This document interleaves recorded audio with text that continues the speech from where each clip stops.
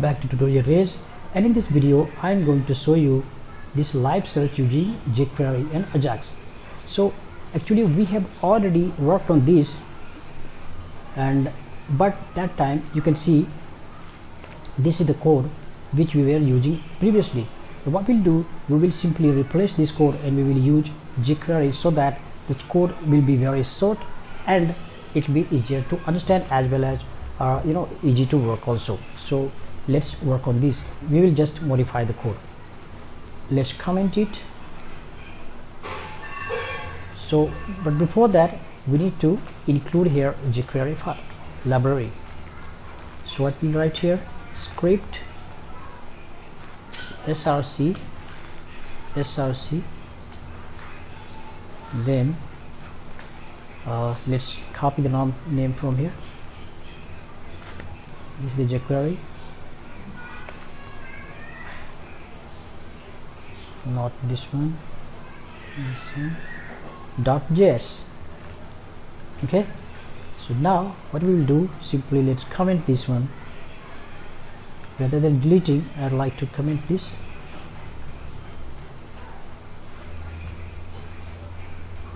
And let's write the code for Jquery. So let's write here document.write on ready, and then inside this we will write that function here.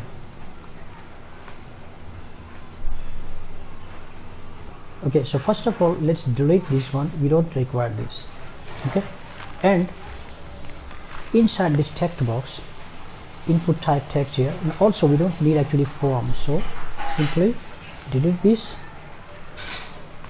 Right, and then here is input type text and then id txt input.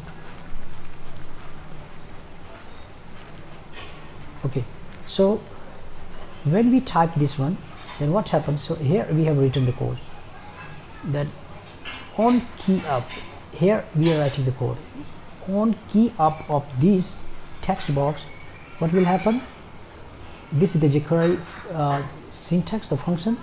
The value of this text box will fetch here and assign into q variable. Okay, taking value from this text box, it will fetch the value from this text box and it will assign to here. Right, now we need to change here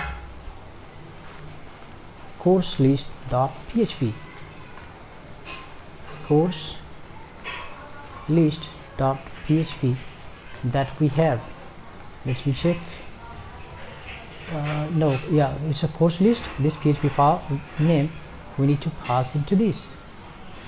Okay,